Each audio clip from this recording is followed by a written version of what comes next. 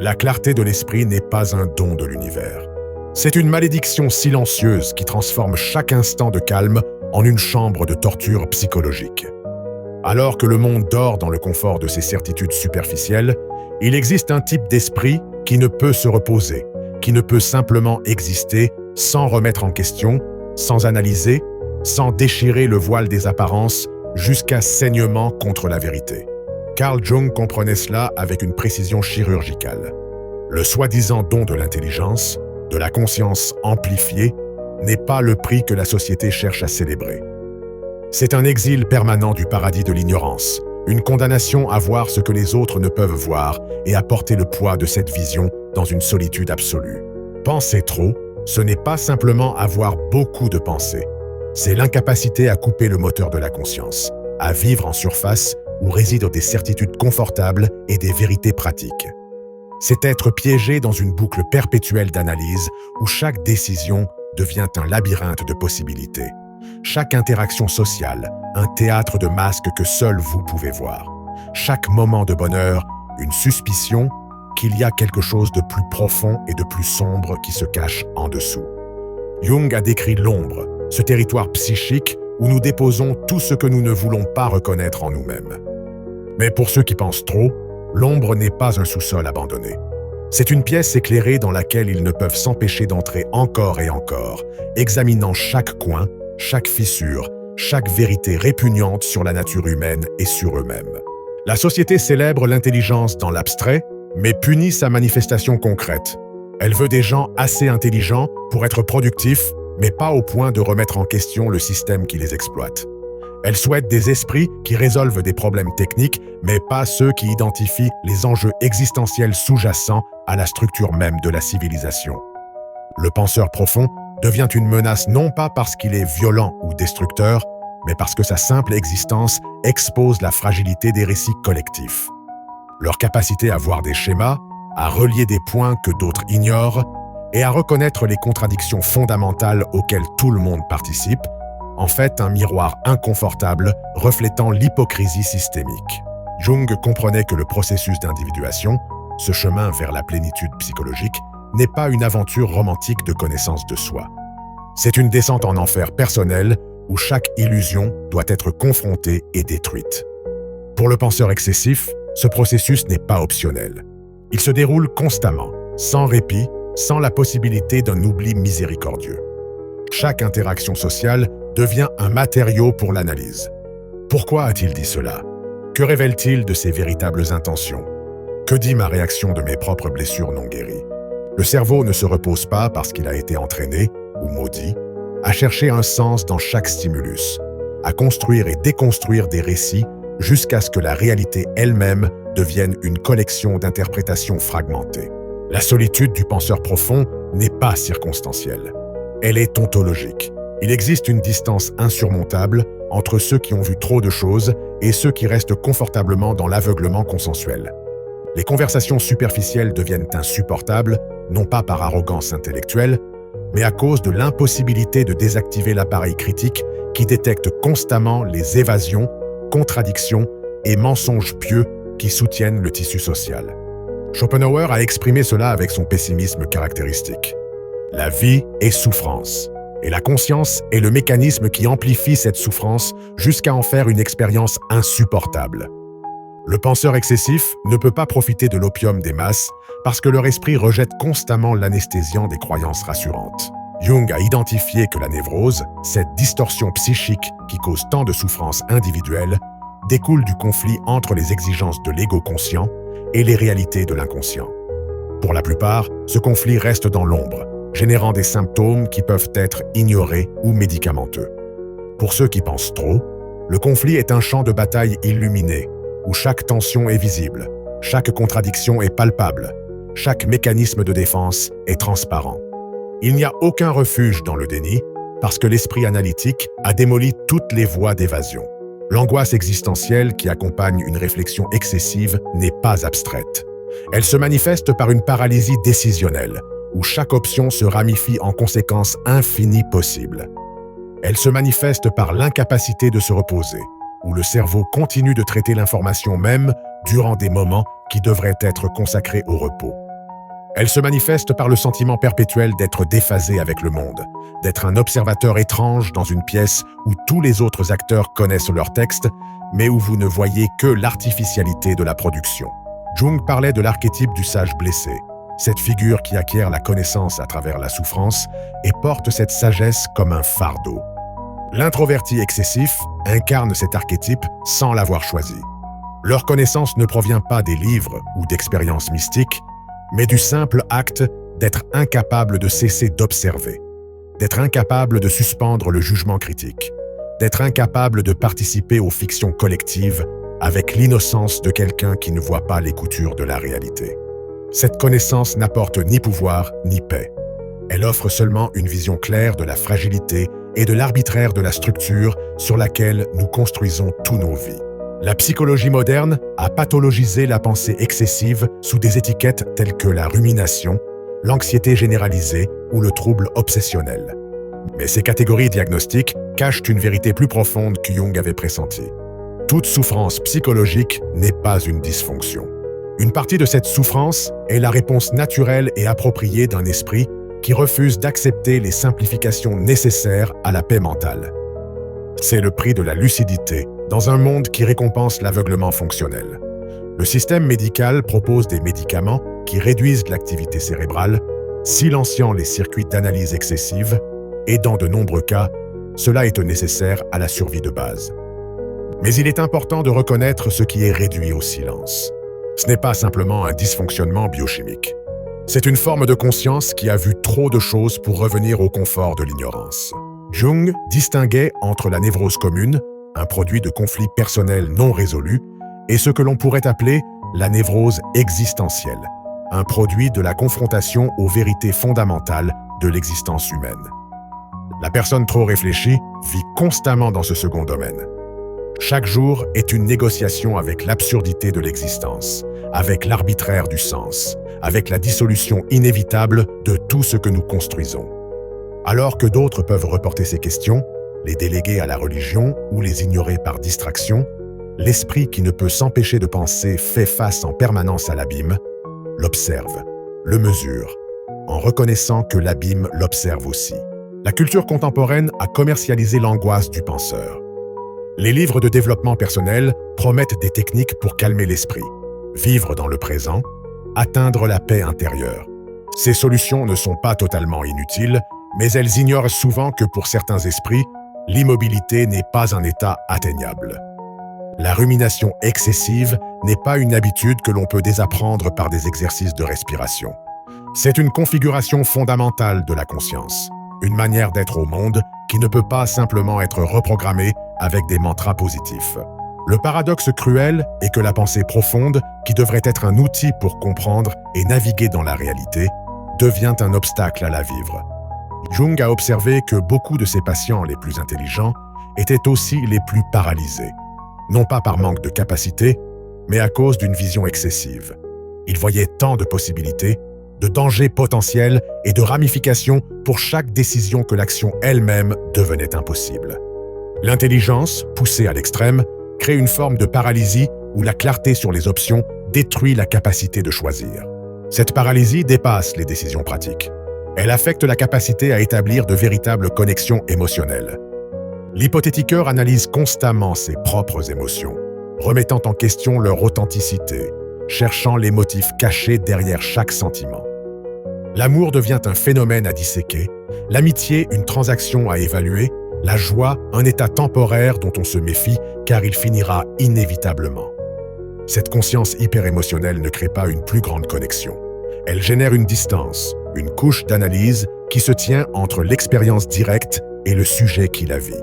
Jung a identifié que les symboles et les mythes servent de pont entre le conscient et l'inconscient, en tant que forme de communication qui transcende la logique linéaire. Mais pour l'esprit analytique, même les symboles deviennent des objets d'analyse. La capacité de ressentir directement la puissance d'un symbole, de le laisser résonner à des niveaux préconscients, est bloquée par l'impulsion constante de décoder, de traduire, de réduire le mystère à une explication rationnelle. Le penseur excessif vit dans un monde où tout est un texte à interpréter, où rien ne peut simplement être vécu sans être simultanément analysé. La relation au temps est particulièrement tortueuse pour ceux qui ne peuvent s'empêcher de penser. Le passé n'est pas un territoire clos. Il est constamment revisité, réinterprété, refait à travers de nouvelles couches d'analyse. Chaque souvenir est examiné sous un nouveau jour, chaque décision passée est réévaluée avec les informations présentes, chaque erreur est amplifiée par la compréhension rétrospective de toutes les alternatives qui n'ont pas été choisies. L'avenir n'offre également aucune échappatoire. Il devient un champ infini d'anxiété anticipatoire où chaque possibilité future est explorée jusqu'à ses conséquences ultimes. Et le présent, ce moment que nous sommes censés habiter, est constamment interrompu par les intrusions du passé réanalysé et du futur hyper examiné. Jung croyait en la possibilité d'intégration, d'atteindre une synthèse entre des opposés psychiques. Mais cette synthèse nécessite une capacité d'acceptation qui est particulièrement difficile pour l'esprit analytique. Accepter signifie lâcher prise, permettre aux choses d'être sans le besoin de les comprendre pleinement. Pour quelqu'un programmé pour chercher un sens dans tout, cette reddition est presque impossible. Chaque moment potentiel de calme est envahi par la question de pourquoi je devrais rester immobile, quelle fonction le calme sert, et si le calme lui-même n'est pas une autre forme d'évasion. La culture de la performance et de la productivité a transformé cette souffrance en capital. L'intellectualiser et valoriser dans certains contextes professionnels, précisément pour son incapacité à éteindre le cerveau, pour sa tendance à identifier des problèmes que d'autres ne voient même pas, à anticiper les complications, à générer des analyses complexes. Mais cette valorisation est purement extractive. La société souhaite les produits de la surpensée sans reconnaître le coût psychologique impliqué. Elle veut l'innovation et la critique, mais ne veut pas faire face à la personne qui ne peut s'empêcher d'innover et de critiquer, qui applique ce même scalpel analytique à toutes les structures, y compris celles qu'elle est censée respecter.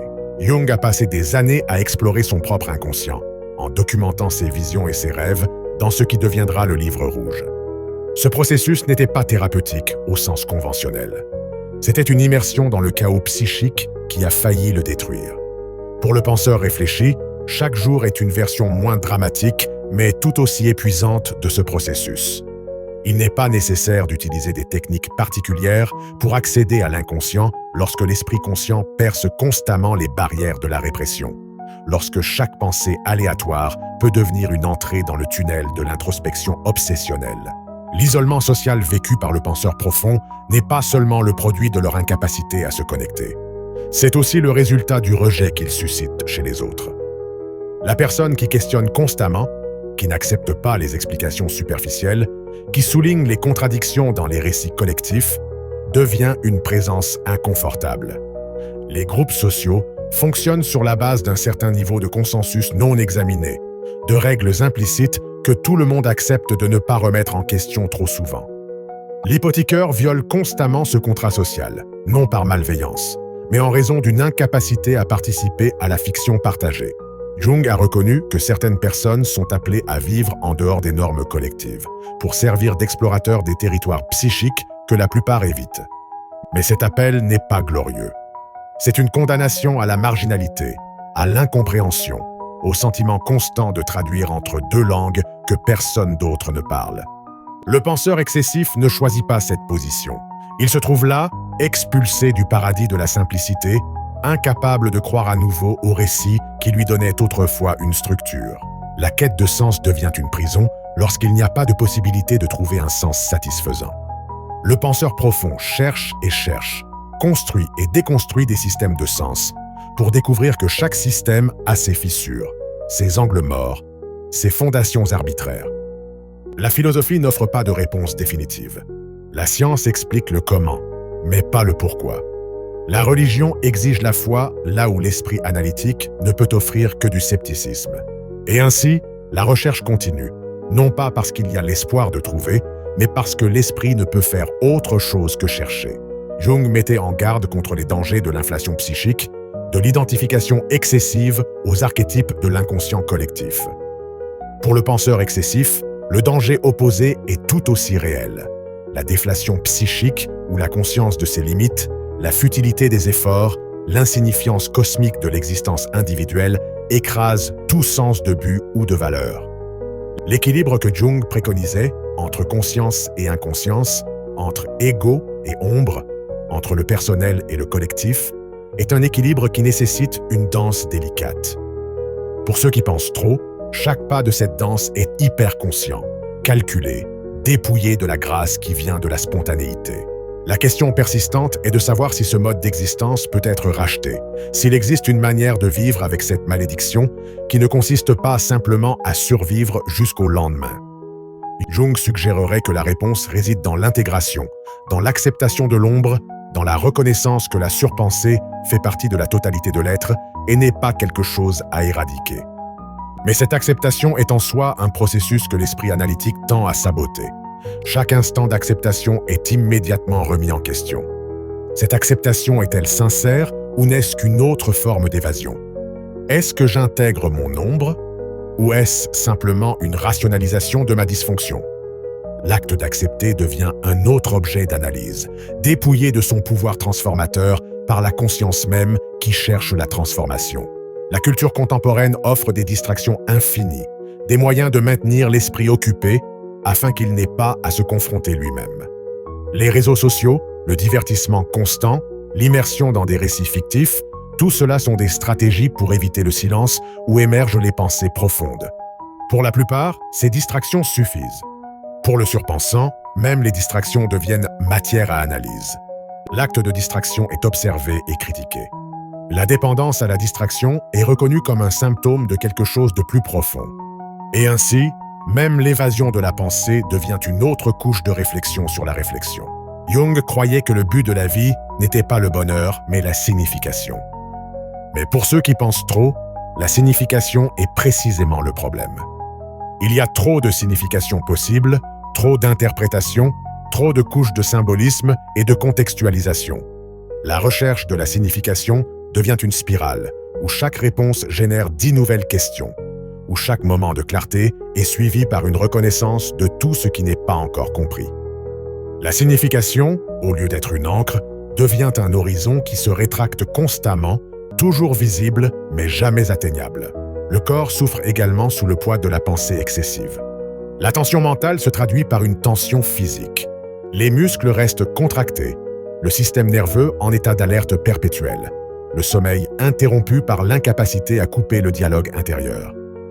Jung comprenait la connexion entre la psyché et le soma, comment les conflits psychologiques se manifestent par des symptômes physiques.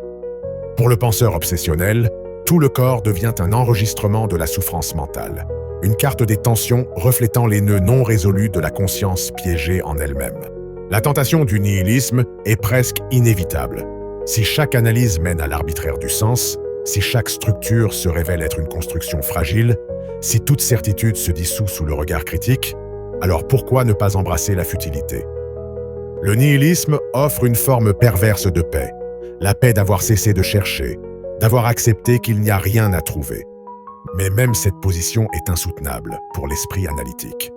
Le nihilisme lui-même devient une autre posture philosophique à examiner, critiquer, juger insuffisante. Il n'y a pas de repos même dans la négation totale. Jung parlait de la nécessité de mythes personnels, des récits qui donnent structure et direction à la vie individuelle. Mais créer un mythe personnel nécessite un acte de foi, une suspension volontaire du scepticisme. Le penseur trop réfléchi peut reconnaître intellectuellement l'utilité d'un tel mythe, peut même en construire inconsciemment, mais ne peut éviter de voir la construction, le échafaudage qui soutient le récit. Le mythe perd son pouvoir lorsqu'il est reconnu de manière transparente comme une fiction utile. La magie exige un certain degré de crédulité que l'esprit hyper-analytique a définitivement perdu. La comparaison avec les autres devient une autre source de tourment. Le penseur profond observe des personnes qui semblent vivre avec aisance, qui prennent des décisions sans paralysie, qui dorment sans insomnie, qui apprécient les plaisirs simples sans les remettre en question. Cette observation génère un mélange toxique d'envie et de mépris. L'envie pour la paix qu'ils éprouvent, le mépris pour l'ignorance qui rend cette paix possible. Mais ce mépris est immédiatement reconnu comme un mécanisme de défense, comme une façon de rationaliser sa propre souffrance. Et ainsi, Une couche supplémentaire de conscience de soi s'ajoute au fardeau déjà porté. La question de savoir s'il vaut la peine de vivre de cette manière n'a pas de réponse claire. Jung dirait que chaque individu doit trouver son propre chemin vers l'individuation, mais que se passe-t-il lorsque le chemin lui-même devient le problème? Lorsque le processus d'individuation, de prise de conscience, cause plus de souffrance qu'il n'en résout. Lorsque la clarté acquise n'éclaire pas une sortie, mais seulement l'ampleur du labyrinthe. La réponse pourrait être qu'il n'y a pas de choix, que pour certaines configurations psychiques, la suranalyse n'est pas une option, mais une condition. Quelque chose à gérer plutôt qu'à résoudre. Vivre avec ce don maudit nécessite de développer des stratégies de survie. De petits rituels qui créent des îles d'ordre dans le chaos mental. Des activités qui occupent l'esprit suffisamment pour empêcher la spirale, mais pas au point de devenir une autre source d'analyse. Des relations avec des personnes capables de tolérer l'intensité sans en être écrasées. Des moments de créativité où la surpensée est canalisée en quelque chose de productif. Ces stratégies ne guérissent pas la condition, mais rendent possible d'aller de l'avant, jour après jour, en portant cette conscience amplifiée comme un sac à dos qu'on ne peut jamais laisser derrière. Jung a passé la dernière partie de sa vie à se retirer de plus en plus du monde, construisant une tour à Bollingen où il pouvait être seul avec ses pensées et son travail. Pour de nombreux penseurs profonds, une forme de retrait est inévitable. Ce n'est pas une évasion, mais une reconnaissance que le monde est conçu pour des esprits qui fonctionnent différemment, et se forcer à s'adapter à des structures inadéquates cause plus de mal que de bien. Le retrait ne résout pas le problème de la rumination excessive, mais il élimine au moins la couche supplémentaire de souffrance qui découle d'une maladaptation sociale constante. La société a besoin de penseurs profonds, même si elle ne sait pas comment en prendre soin.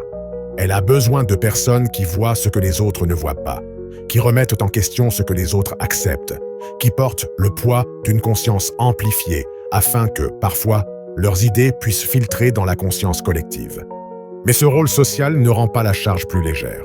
Le penseur profond ne trouve pas de réconfort dans le fait que sa souffrance puisse être utile aux autres. L'utilité ne diminue pas la charge. Y a-t-il une sortie de ce labyrinthe ou seulement des chemins qui le traversent un peu moins douloureusement?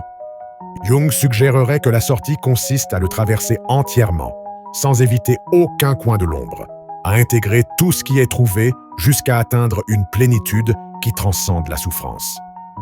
Mais pour quelqu'un qui vit dans le labyrinthe chaque jour, cette promesse de plénitude peut sembler aussi lointaine que l'horizon, toujours visible, mais jamais plus proche, peu importe combien on marche.